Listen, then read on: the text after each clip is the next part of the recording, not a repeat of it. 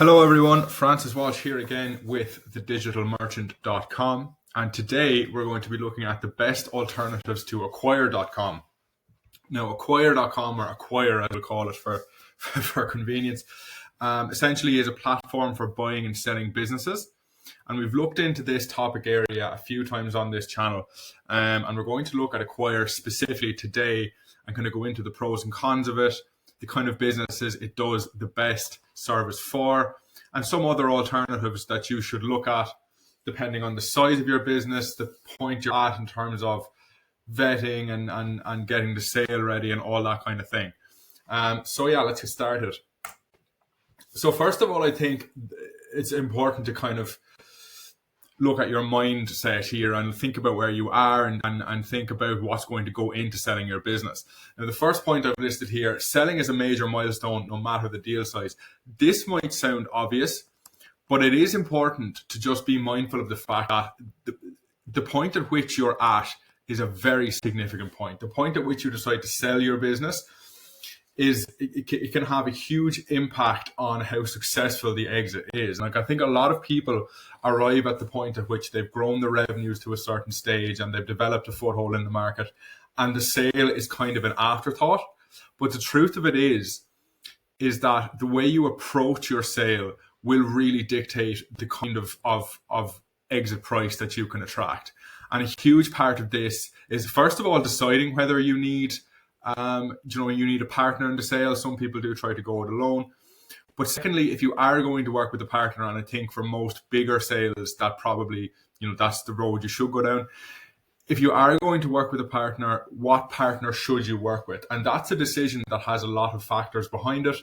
You need to think about the vertical you're in. You need to think about the size of your business. You need to think about your own capacity to vet buyers and to figure out, which transaction might represent value for money, which potential buyer is just a tire kicker, or are they genuine, all that kind of thing. And certain platforms do a better job of all this than others. Certain platforms really cater to specific niches more so than others. So yeah, that's something we'll all get into, but it's just worth keeping that in mind as we go through this video, that there is a lot to take in here. There's a lot to consider, and this decision does have major ramifications for the success or failure of your exit. So Acquire, I suppose, is the context we're going to be looking at this video in. Acquire is, it focuses on the purchase and sale of SaaS companies. And you can see even here on their homepage, they make it obvious that they are kind of oriented towards the SaaS marketplace. They don't just work with SaaS companies, and particularly in more recent years, they have made an effort to broaden their offering a little bit. But to be honest, I do think that, they have developed themselves with that kind of specialty. And so that's really worth keeping in mind. If you're a SaaS startup, I would automatically be that little bit more positive about Acquire. If you're not a SaaS startup, I think automatically you should kind of be looking elsewhere. You should be looking at a general purpose broker or platform, or else a platform that caters to your needs more specifically. So I've gone into a couple more of the pros and cons of Acquire here. So first off, it's quite a hands-off, done-for-you process. We look at a few different alternatives here, and they all kind of run the gamut from done for you on one side to kind of more of a DIY situation on the other. And the DIY situations, they will be, platforms essentially where buyers and sellers can interact, but there is not much of an M&A function on the part of the broker. So with Acquire, they do quite a bit of the vetting for you. They make an effort to funnel buyers and sellers together that will be suitable, that are working on deals of the same size and are interested in the same kind of verticals. So that is a big plus. And particularly, as I was saying, when it comes to SaaS startups, if you're a SaaS startup, there'll be a lot of qualified buyers there that Acquire will be able to put you in touch with. Another big plus is that they've got a strong deal volume and they've got a lot of experience. They've got a lot of pedigree in this area. And they have a reputation for getting deals done and getting them done quickly and effectively, which is great. I mean, look, this is exactly what you want to see if you're considering working with Acquire. So the first drawback, I suppose, I would look at is the steep fees. obviously price point is a consideration no matter what kind of investment you're making. And I do feel like, the price point here, you're looking at around $70,000 for sales around the million mark. Obviously, the higher up you go, the more expensive it's going to get. So you could potentially get a better deal elsewhere. Now, I would say that this is only relevant up to a point, because really what's important is that you get a sale that represents value for your business. And if the fees can seem, relatively insignificant once you get a really good deal. But it is just something to keep in mind, that you probably will get, a similar service for a better price elsewhere. Now, valuation is something that comes up quite a bit in discussions about Acquire. They have quite a rigorous, not even a rigorous, but they have quite a specific valuation process, and that can lead to disagreements over the value of a company in a given case. So if Acquire comes back to you with a valuation that you feel is too low and you dispute with them, it might be the case that you can't get your company listed, because they are quite stubborn in certain cases when it comes to pricing, and they won't list something at a value that they feel isn't a value that they have come up with themselves. So that's just something to keep in mind, I suppose, before you start the process with them. And then the last one is their escrow system. This is something that I have heard of causing quite a few problems. Essentially, your escrow is your third-party account that the money will go into once the transaction is complete. This takes quite a bit longer with Acquire than with some other platforms that have invested in more up-to-date escrow technology. So it's just another thing to keep in mind. So overall, I do think Acquire, it's a great platform. I feel like there are a lot of companies that have had successful exits through it. I would just bear in mind, that the price, it's a little bit steep, maybe, considering there are other firms out there that are doing the same thing for cheaper. And it is also quite vertical specific. So if you're not a SaaS startup, I would probably look elsewhere. So let's get stuck into the rest of the video then and see about some alternatives. So the first alternative we're going to look at is called QuietLight. Now, QuietLight are at the kind of brokerage end of the spectrum, in that they will really do a lot of the work for you. They were set up by an entrepreneur, and they only hire entrepreneurs as consultants. So all their consultants are people who have been entrepreneurs themselves and have done exits themselves. And so they know exactly what goes into this process and what your pain points are, what your goals are as a seller. I'm a really huge fan of what they do. I'm a huge fan in particular of the kind of the process that goes into, taking a business from that initial query right through to exit. They're really good at vetting buyers, and they're also good at vetting you as the seller. So they'll look at your business and they look at your proposal, and they'll tell you straight up if they don't think that it's sale ready. It doesn't mean it's not going to be sale ready. It doesn't mean they're not going to take you on eventually, but they will just make sure that before they list your business is ready to go. And they do claim that I think it's 85% of businesses reach a successful exit within the first 90 days. That's not the boldest claim you'll see on platforms like this. I mean, some platforms claim that they'll get, your turnaround done in 2, 3, 4 weeks. A lot of that is just marketing, I think, to be honest. I like the realism of this, and I think 90 days is, it's still a good timeline. It's just 3 months. And if you have a really high value business asset that you're really invested in getting a good price for, then it's not an amount of time that's going to be unreasonable to make you wait. So I really think QuietLight offers great value for money. I think provide a great service to businesses, particularly if you're at the kind of the 100K and up kind of price point. I think there's a lot to like about QuietLight. So Flippa is the next company we're looking at here. Flippa, you can probably think of Flippa as the complete opposite to QuietLight in a lot of ways. It's not really a brokerage as such.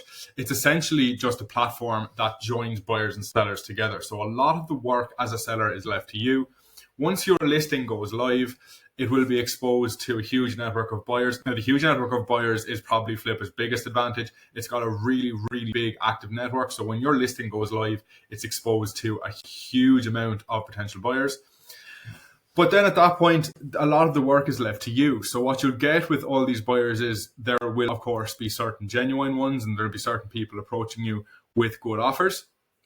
But these will be mingled with probably a lot of scammers, a lot of tire kickers, a lot of people that are just looking for information. They're not genuinely interested in finishing out the transaction.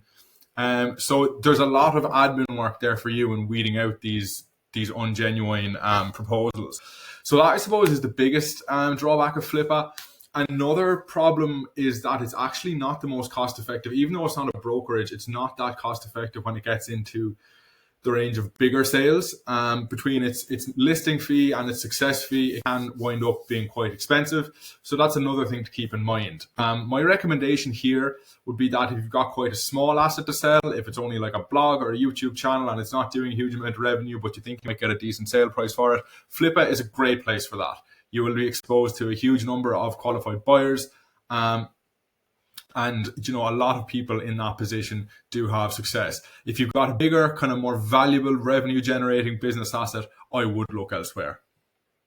So Investors Club then is the next platform we're looking at here. Investors Club is quite similar to Flippa in a lot of ways. It's very much a platform. It's very much a place where buyers and sellers are kind of allowed to work with each other bilaterally. And the big selling point of this is that it's cheap. I mean, as you can see right here on the homepage, there's a 0% success fee. At the lower ends of the tiers, it's a tiered system, but in the lower tiers, there's not a listing fee either. So you can do it quite cheaply. Now, if you do want kind of a more comprehensive service, there is a premium tier, and I think that's anywhere from 5 to 20% of your sale value will be taken out as a success fee. And for this, there's a suite of done for you services that they offer, and they take a little bit of the admin work off your hands when it comes to finding the right buyer and so on. But to be honest, really, Investors Club does kind of cater to the lower end of the market. So it's mainly 5-figure listings you'll see here, and kind of, the occasional 6- and 7-figure one, but primarily in the lower end of the market. So if that's if that's the direction you're coming from, if you've got a relatively low priced asset to sell and you don't really want to overinvest in the brokerage side of things, it's definitely worth looking at Investors Club. To be honest, I personally do prefer Flippa for this kind of thing. But look, Investors Club, people do have success with it. It's worth looking at. It's worth checking out if you really are trying to do this on a budget. But if you're not on a budget, I would recommend looking elsewhere as well. So Motion Invest. Now, Motion Invest, again, as you can see here on the homepage, it has a niche. It works primarily with content websites. It started out as a place to buy and sell blogs. It has kind of expanded now as things have progressed into YouTube channels as well, but it does cater mainly to the content vertical. So if you're in that vertical, this is a great place to start. Again, there's a lot to be said for specialization. There's a lot to be said for working with a broker that really caters to your individual needs. There is a kind of a marketing strategy on Motion Invest where they'll suggest to you that if you list with Motion Invest, you'll get your sale really, really quickly. I think they claim that if you go down the route of their 30-day exclusivity lock option, that you could have your sale done within 12 days on average. Now, this obviously is incredibly quick. I'm not sure exactly how accurate that claim is, but if it's true, it's pretty impressive. One thing I would note on that is that the majority of its business sales are below the 10K mark. So that would explain kind of why things are getting done a little bit more quickly when it's kind of micro assets that are mainly being sold. If you do have something a bit more valuable, I would be a little bit cautious about listing it here. I just feel like there are more suitable places for serious online business sales. But if you're in a micro category, definitely worth looking at Motion Invest, and particularly if your business is kind of content based. So FE International. FE International is kind of more traditional M&A brokerage firm than some of the others we've looked at here. It's not really a kind of a bilateral platform. The team will essentially take a lot of the work off your hands and try and place you with a qualified buyer itself. An issue I have with FE International is that compared to some of the others we've looked at here, the transparency isn't really there. So there's not publicly available information about their deal volume, about, even their pricing is quite opaque. It's not quite clear how much it will cost you to successfully list a business with FE International. So that's kind of a red flag for me, to be honest. I do recommend pricing transparency when you're considering any type of business service. I think it just makes sense to know upfront what you're looking at paying. They do really cater to the kind of the upper end of the market. So if you've got a more valuable kind of business asset that you want to offload, it's worth having a look and maybe contacting one of the representatives and talking through the process. It's probably not the same sort of place you'll find the listings that you'll find on the likes of Flippa or Investors Club or Motion Invest. It is for that kind of higher end of the market. So if you're kind of at that point, it's again probably worth having a look. But if you are at that point, I would much more readily recommend QuietLight. I just think it's much more transparent. It's got a much more publicly available record of success. I just think if it was between those two, I would always go with QuietLight. So for that reason, I wouldn't really recommend FE International, regardless of what kind of point your business are at or regardless of what you're selling. So businessesforsale.com. As you can probably tell by the incredibly SEO friendly name on this website, it's been around for quite a while. I'm not sure if such an on the nose SEO strategy is as effective anymore, but well, the website is still around, so it must be doing business. It's been around for a long time, so it's been around since like the 90s. And like that, it does work with businesses across a broad range of industries. So like not just online businesses, all types of businesses you will find here. So you can even see here in the featured businesses section at the top of the homepage, you have a rental property in Costa Rica, you have a restaurant also in Costa Rica, a sport fishing business, and then like a beach resort. And, there's a huge amount of variation here in terms of what you'll find. There are construction businesses, brick and mortar shops. There are also online businesses too, but you're not getting the level of specialization, I feel like, here as you would with other options that I've discussed in this video. So if yours is an online business, and I feel like most of the people watching this video, that's probably where you're coming from, I would probably look elsewhere. But if you are selling a brick and mortar, more traditional type of business, I think businessesforsale.com might be a good place to start looking. I would also say that the listing fees are very reasonable here compared to some of the others. It's quite possible to get your exit done relatively cheaply, especially if you get it done quick. But yeah, again, if it's an online business you're selling, I would probably look elsewhere.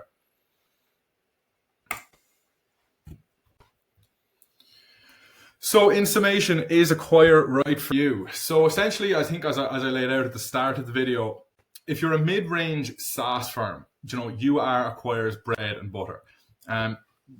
That level of specialization in your niche is really, really valuable. So if you are coming from that place, I would definitely say have a look at Acquire, speak to the representatives, look at the process in more detail, and at least figure out from there if it's for you.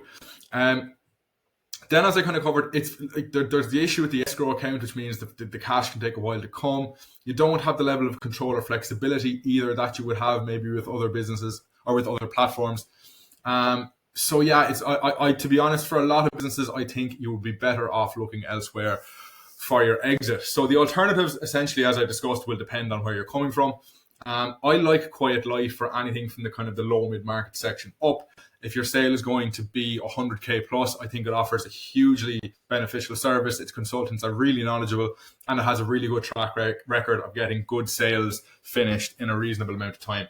If you're at the other end of the scale, I'm not sure why I included FE International there, because I wouldn't really recommend it. But if you're at the other end of the scale, I like Motion Invest, I like Flippa. I think they do a lot of good things for kind of smaller businesses. But yeah, essentially, this bottom point here is really like, the take-home point I would like you to leave with. The right platform just depends on your timeline, your budget, and your goals. So, depending on these, that will really dictate where you should go on this journey. But yeah, best of luck to anyone who's in the process of getting a business sold. I know it can be stressful, and I wish you all the best with it. And so yeah, that's all from me on this video, and I'll see you all in the next one.